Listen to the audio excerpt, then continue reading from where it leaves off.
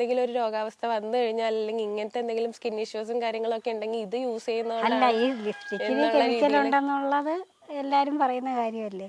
പിന്നെ നമ്മൾ അങ്ങനെ അതിനോട് എനിക്കിഷ്ടമാണ്, അതുകൊണ്ട് ഞാൻ ചെയ്യുന്നു. നേരത്തെ ഒരു ജോലി കിട്ടാനായിട്ടൊക്കെ എന്തോരം ബുദ്ധിമുട്ടിയിട്ടുണ്ടായിരുന്നു ആ ഒരു സമയത്തൊക്കെ. ഇപ്പൊ ഓൺലൈനായിട്ട് ചെയ്യുമ്പോൾ കുഴപ്പമില്ല. ഇപ്പോഴാണെങ്കിലും ചേച്ചി ജോലി അന്വേഷിക്കുന്നുണ്ട്, ഇപ്പോഴും നേരിടുന്നുണ്ട് അങ്ങനത്തെ പ്രശ്നങ്ങൾ? ഇപ്പം ഇല്ല, എനിക്ക് കോപ്പറേറ്റീവ് ക്രെഡിറ്റ് സൊസൈറ്റി അത് ചെയ്യുന്നുണ്ട്.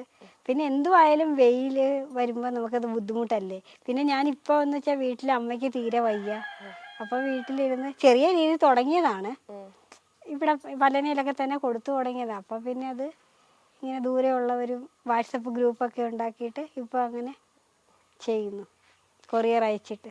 ചേച്ചി പറഞ്ഞിട്ടില്ലേ ചേച്ചിക്ക് അങ്ങനത്തെ ഒരു ഒറ്റപ്പെടലോ കാര്യങ്ങളോ അങ്ങനെ ഒന്നും ഫേസ് ചെയ്യേണ്ട വന്നിട്ടില്ല എന്നുള്ളത്? അതെന്താണെന്നറിയാം, അവിടെ എനിക്ക് അമ്മയുടെ മാമൻ്റെ മക്കളും എല്ലാം ഉണ്ടായിരുന്നു. അപ്പോൾ അവരൊക്കെ നല്ല കൂടെ ചേർത്ത് കൊണ്ടു നടന്നിട്ടുണ്ട് നല്ല രീതിയിൽ. കുഞ്ഞായിരുന്നപ്പോഴും അവരെവിടെ പോകുമ്പോഴും ബിജുപാപ്പൻ ഒക്കെ ഞാനില്ലാതെ ഒരു കാര്യം അവർക്കില്ല.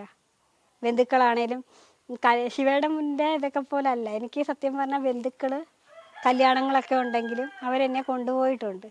ഒരാൾ പോലും എന്നെ കൊണ്ടുചെല്ലും എന്ന് പറഞ്ഞിട്ടില്ല. അങ്ങനെ ഒരു ഒത്തിരി ബന്ധുക്കളുടെ ഒരു നല്ല സപ്പോർട്ട് എനിക്കുണ്ട്. ശിവേട്ടനെ സംബന്ധിച്ച് നോക്കുമ്പോഴേക്കും ഒരുപാട് ഒറ്റപ്പെടൽ ഫേസ് ചെയ്യുന്ന ഒരാളാണ്. ചേച്ചിക്ക് അത്ര ഒറ്റപ്പെടൽ കാര്യങ്ങൾ ഫീൽ ചെയ്തിട്ടില്ല ബന്ധുക്കളുടെ ഭാഗത്തുനിന്ന്? അല്ലാതെ പുറത്ത് ഒരു 4-5 ആൾക്കാരുടെ മുമ്പിലേക്ക് ചെല്ലുമ്പോൾ ഉള്ള ഒരു ബുദ്ധിമുട്ട്, നമ്മളെ കണ്ടിട്ടില്ലാത്ത ദൂരേക്കൊക്കെ, ഞാൻ +2 പഠിക്കുന്ന സമയത്ത് നല്ല ബുദ്ധിമുട്ടുകളുണ്ടായിരുന്നു. ഒരുപാട് ബസ്സിലൊക്കെ കയറുമ്പോഴും ഒക്കെ നമ്മുടെ കൂടെ ഇരിക്കാനൊക്കെ ആൾക്കാർക്ക് ഒരു ബുദ്ധിമുട്ടായിരുന്നു. എണീറ്റ് മാറുകയും, അല്ലെ നമ്മളിരിക്കുന്ന സീറ്റിൽ അവരിയ്ക്കത്തൊന്നുമില്ലായിരുന്നു, ഇരിക്കത്തില്ല. നമ്മളിരിക്കുന്ന കണ്ടാൽ പിന്നെ അവിടെ വരത്തില്ല. ഇപ്പൊ കുട്ടികളൊക്കെ കാണുമ്പോ കുട്ടികൾ കരയുമായിരുന്നു, കൊച്ചു കുഞ്ഞുങ്ങൾ കരയുമായിരുന്നു, ഭയങ്കരമായിട്ട് കരയുമായിരുന്നു. അപ്പൊ അവരെ അങ്ങ് കൊണ്ടുപോകുമായിരുന്നു ചില രക്ഷകർത്താക്കൾ. അത് കാണുമ്പോ നമുക്കുണ്ടാവുന്ന ബുദ്ധിമുട്ട് നമുക്ക് പിന്നെ യാത്ര ചെയ്യാനേ തോന്നില്ല, ഒറ്റയ്ക്ക് പോകാനേ തോന്നത്തില്ലായിരുന്നു. ആരെങ്കിലും ഒന്ന് കൂട്ട് വേണമെന്ന് നമ്മൾ ആഗ്രഹിക്കുമായിരുന്നു. പിന്നീട് എപ്പോഴും അങ്ങ് മാറി, ഒറ്റയ്ക്ക് യാത്ര ചെയ്യാൻ തുടങ്ങിയത്. ഇപ്പൊ പക്ഷെ എനിക്ക് തോന്നുന്നു എല്ലാത്തിനും ഒരു മാറ്റം ആ വീഡിയോയിലൂടെ വന്നു കഴിഞ്ഞിട്ട്. നമ്മളിപ്പോ എവിടെ പോയാലും ബസ്സിലൊക്കെ പോയാലും ആരും മാറ്റി നിർത്തുന്നില്ല. എനിക്ക് തോന്നുന്നു അത് പകരില്ല എന്ന് നമ്മൾ പറഞ്ഞത് കൊണ്ടോ, പിന്നെ ഇനി വേറെ ആൾക്കാരിൽ നിന്നൊക്കെ ഇതുപോലത്തെ അറിവുകൾ കിട്ടുന്നത് കൊണ്ടാണോ എന്താണെന്ന് അറിയില്ല.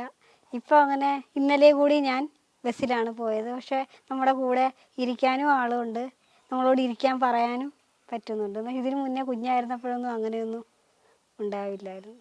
ആളുകൾ ഒരുപാട് മാറിയിട്ടുണ്ട്. ആൾക്കാർ ഒരുപാട് മാറിയിട്ടുണ്ട്.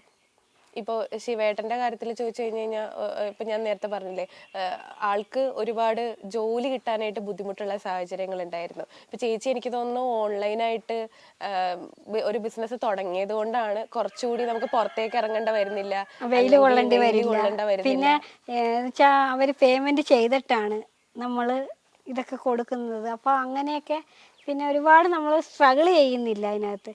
അല്ലാതെ നമ്മൾ വേറെ എന്ത് ജോലിക്ക് പോയാലും ഒരു പക്ഷെ നമ്മളെ എടുക്കണമെന്നില്ല അവര്. മറ്റുള്ളവര് ഒരു സേഫ് ഗേഡ് ആയിട്ടാണെങ്കിൽ പോലും അവര് പേഴ്സണാലിറ്റി ലുക്ക് നോക്കില്ലേ. അപ്പൊ അതിലൊക്കെ നമ്മൾ പുറന്തള്ളും. അതിനകത്ത് ഒരുപാട് സൗന്ദര്യം വേണം എന്നുള്ളൊരു തോട്ടുള്ള ആൾക്കാരാണ് കൂടുതൽ. അപ്പൊ നമ്മളെ സംബന്ധിച്ചിടത്തോളം വയ്യാഴിക ഉള്ളത് കൊണ്ട്, ശരിക്കും പണ്ട് ഞാനൊക്കെ പഠിക്കുന്ന സമയത്ത് ഞാൻ അത്യാവശ്യം നന്നായിട്ട് പഠിക്കുമായിരുന്നു. അപ്പോൾ ഒരു ടീച്ചർ, ഒരു മലയാളം ടീച്ചറാണ്, അവരിപ്പം മരിച്ചുപോയി. അപ്പോൾ ഇവരെന്നോട് ഒരിക്കലും ചോദ്യങ്ങൾ ചോദിക്കത്തില്ല, ടെസ്റ്റ് പേപ്പർ ഇടുമ്പോഴായാലും റിവിഷൻ നടത്തുമ്പോൾ. അപ്പോൾ ആദ്യമൊക്കെ ഞാൻ പഠിച്ചുകൊണ്ട് ചെല്ലും, ഈ ടീച്ചർ എന്നോട് ചോദ്യങ്ങൾ ചോദിക്കില്ല. അപ്പം ഞാൻ വെച്ച് ഇതെന്താ ഇങ്ങനെ. പിന്നീട് എനിക്ക് ഓണപ്പരീക്ഷയുടെ മാർക്ക് കിട്ടിയപ്പോൾ ആ ടീച്ചർ ഇങ്ങനെ പേപ്പർ തന്നപ്പോൾ ഞാനിങ്ങനെ എണീറ്റ് മേടിച്ചപ്പോൾ എന്നോട് ചോദിച്ചു, ഇത് ഇയാളുടെ തന്നെ ആണോ എന്ന്. അപ്പം അവരുടെ മൈൻഡിൽ വയ്യാത്തൊരു കുട്ടി അവിടെ ഇരുന്ന് പൊക്കോട്ടെ എന്നൊരു ഉദ്ദേശിച്ചിട്ട് അടിക്കത്തും ഇല്ല, ചോദ്യങ്ങൾ ചോദിക്കുകയോ ഒന്നും ചെയ്യില്ലായിരുന്നു. പിന്നീട് അപ്പോൾ ആ ടീച്ചർ പ്രോഗ്രസ് ഒപ്പിടാൻ അമ്മ വന്നപ്പോൾ അമ്മയോട് പറഞ്ഞു, ഓമന ഞാൻ വിചാരിച്ചു മോള് വയ്യാത്ത കുട്ടിയല്ലേ, അതെവിടെയെങ്കിലും ഇരുന്ന് പൊക്കോട്ടെ എന്നേ കരുതിയുള്ളൂ, ഇത്രയും പഠിക്കുമെന്നൊന്നും എനിക്കറിയില്ലായിരുന്നു, ക്ഷമിക്കെന്നോട്, ഞാൻ അതിനെ ശ്രദ്ധിക്കത്തേ ഇല്ലായിരുന്നു. അപ്പോൾ എനിക്കറിയില്ലല്ലോ ഈ ടീച്ചർ എന്തുകൊണ്ടാണ്. പിന്നീടാണ് അവരമ്മയോട് ഇങ്ങനെ പറഞ്ഞത്, വയ്യാത്തതായതുകൊണ്ട് പഠിക്കത്തില്ലായിരിക്കും, ബുദ്ധിയില്ലായിരിക്കും. നമ്മളെ അങ്ങനെയൊക്കെയാണ് കരുതുന്നത്. ഈ സ്കിന്നിൻ്റെ വയ്യാഴിക ഉണ്ടെങ്കിലും മൊത്തത്തിലെ നമ്മൾ ഒരു ബുദ്ധിക്ക് പോലും അങ്ങനെ വൈകല്യം ഉള്ളതായിട്ട് കണ്ടിട്ട് നമ്മളെ ഒരു ഇതായിട്ട് എടുക്കില്ല ഒന്നിനും. ഇപ്പോ ചേച്ചിക്ക് ആ ഒരു സമയത്ത് ആളുകൾ എന്തൊക്കെ പറയുന്നുണ്ട്, അല്ലെങ്കിൽ ആ കുഞ്ഞിലായിരിക്കുമ്പോ നമുക്കത് മനസ്സിലാക്കാനായിട്ട് കുറച്ച് ബുദ്ധിമുട്ട് ബുദ്ധിമുട്ടാണ്, നമുക്കറിയില്ലല്ലോ. ഏറ്റവും കൂടുതൽ പക്ഷെ അതിന്റെ നമ്മൾ വേദന വലുതായി കഴിയുമ്പോഴല്ലേ നമുക്കതൊക്കെ മനസ്സിലാകത്തുള്ളൂ. കുഞ്ഞായിരിക്കുമ്പോൾ നമ്മൾ ചിരിക്കുമ്പോഴും അവർ ചിരിക്കില്ല, അല്ല എന്താണ് കാരണം, അല്ലെങ്കിൽ അവർ നമ്മളെ കാണുമ്പോൾ വല്ലാതെ നോക്കുന്നതിൻ്റെയൊക്കെ അർത്ഥം മീനിങ് മനസ്സിലാകാൻ നമുക്ക് പറ്റില്ല. പക്ഷെ ഇപ്പോൾ എന്ന് വെച്ചാൽ നമുക്ക് ശരിക്കും പറഞ്ഞാൽ നമുക്കിപ്പോൾ അറിയാം നമുക്ക് ഇന്നത് കൊണ്ടാണ് ആൾക്കാർ ആ ഒരു മെൻറ്റിൽ. പക്ഷേ സത്യം പറഞ്ഞാൽ എനിക്കൊരു 5-6 കൊല്ലം കൊണ്ട് അങ്ങനെ ബുദ്ധിമുട്ട് ഉണ്ടായിട്ടില്ല. എങ്കിലും ഒരാൾ ഇരിക്കും, ഞാനിപ്പോൾ ബസ്സിൽ കയറുമ്പോൾ നമ്മളായിട്ട് മനഃപൂർവ്വം ഒരാളിരിക്കുന്ന സീറ്റിൽ ഇരിക്കാൻ ചെല്ലാറില്ല. പക്ഷെ പണ്ട് നമുക്കറിയില്ലല്ലോ, കുഞ്ഞായിരിക്കുമ്പോൾ നമ്മുടെ കൂടെ ഇരിക്കാൻ ആൾക്കാർക്ക് ബുദ്ധിമുട്ടാണെന്ന്. അപ്പം നമ്മളിരിക്കുമ്പോൾ അവർ എണീറ്റ് പോകും, നമ്മളപ്പോൾ ഒരുപാട് കരയും. ഇപ്പം ശരിക്കും പറഞ്ഞാൽ നമ്മളായിട്ട് തന്നെ ഇരിക്കാൻ ചെല്ലാറില്ല. അപ്പോൾ അവർ ഇപ്പം കുറച്ച് നാളുകൊണ്ട് ഇങ്ങനെ കയറുമ്പോൾ ഇരുന്നോളാൻ പറഞ്ഞിരുന്നവരുടെയൊക്കെ മാത്രമേ നമ്മൾ ഇരിക്കത്തുള്ളൂ. അല്ലെങ്കിൽ അവരോട് അയ്യോ എനിക്കിത് ഇന്നതാണ്, അല്ലെ സോറിയാസിസ് അല്ല എന്നൊന്നും പറഞ്ഞു കൊടുത്ത് മനസ്സിലാക്കി എടുക്കാൻ നമുക്ക് പറ്റില്ല. കാരണം അവർ നമ്മളുടെ കേൾക്കാൻ നിൽക്കാതെ പോലെയല്ലേ അവർ നമ്മളെ ഇടയ്ക്ക് എണീറ്റ് പോകുന്നത്. അപ്പം ഇപ്പോൾ ആദ്യമൊക്കെ ഭയങ്കര വിഷമമായിരുന്നു. ഇപ്പം സത്യം പറഞ്ഞാൽ അതൊന്നും മൈൻഡ് ചെയ്യാറില്ല, എല്ലാം ഇഗ്നോർ ചെയ്ത് വിടാനാണ്. കാരണം അങ്ങനെയൊക്കെ വിഷമിക്കാൻ പോയാൽ അതിനേ നേരം ഉണ്ടാവുള്ളൂ.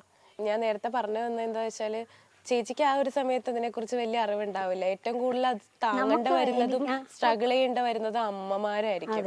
അമ്മയാണ് ഇത്രയും ഒരു കഷ്ടപ്പെട്ട് വളർത്തിയതൊക്കെ. എത്രത്തോളം ബുദ്ധിമുട്ടുണ്ടാവുമെന്ന് നമുക്ക് ആലോചിക്കാവുന്നതേ ഉള്ളൂ. അമ്മയ്ക്ക് അങ്ങനെ എന്തെങ്കിലും ഒരു മോശപ്പെട്ട സാഹചര്യങ്ങൾ ഫേസ് ചെയ്യേണ്ട വന്നതായിട്ട് ചേച്ചിക്ക് അറിവുണ്ടോ? ഞാൻ കുഞ്ഞിലെ ഞങ്ങളെങ്ങും അങ്ങനെ പോവാറില്ലായിരുന്നു.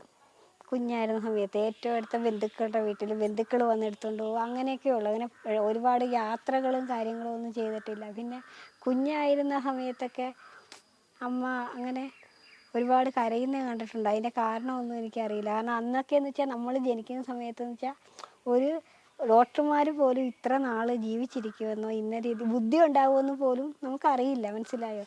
ഫുള്ളൊരു ഒരു ജന്മം പോയതായിട്ടായിരുന്നു ആ സമയത്ത് കരുതിയിരുന്നത്. നമ്മളെക്കൊണ്ട് ഇപ്പം നമ്മൾ ഇതുപോലെ ആക്റ്റീവായിട്ട് ഇരിക്കുമെന്നൊന്നും രക്ഷകർത്താക്കൾ കരുതിയിട്ടേ ഉണ്ടാവില്ല ആ സമയത്ത്. കാരണം അത്രയും ഇതിൻ്റെ 10 ഇരട്ടി അവസ്ഥയിലായിരുന്നു നമ്മുടെ ജനിച്ച സമയത്ത് എന്നൊക്കെ പറയുന്നത്. വയ്യാഴികകൾ ഇങ്ങനെ വരഞ്ഞ് കീറിയിട്ട് ചോര വരുമായിരുന്നു നമ്മുടെ ജോയിൻറ്റുകളിൽ നിന്നൊക്കെ. ഇങ്ങനെ നമ്മൾ എന്താ പറയുക, എല്ലാം പൊട്ടി, എല്ലാ കൈയുടെ വിരലുകളാണേലും എല്ലാ ഭാഗവും ഇങ്ങനെ പൊട്ടി കീറിയിട്ട് ചോര വരുമായിരുന്നു. പിന്നെ പഴുക്കുമായിരുന്നു. അങ്ങനെയൊക്കെയുള്ള ഒരുപാട് ബുദ്ധിമുട്ടുകൾ. ഇതൊക്കെ അമ്മയ്ക്ക് ആദ്യമേ കാണുമ്പോഴേക്കും എനിക്ക് തോന്നുന്നു അമ്മേനെയും കൂടെ ഒന്ന് വിളിച്ച് സംസാരിച്ചാൽ കുറച്ചുകൂടി നമുക്ക് അതിനെപ്പറ്റി അറിയാൻ പറ്റുമെന്ന് തോന്നുന്നു. അമ്മേനെ ഒന്ന് വിളിക്കാവോ? വിളിക്കാം.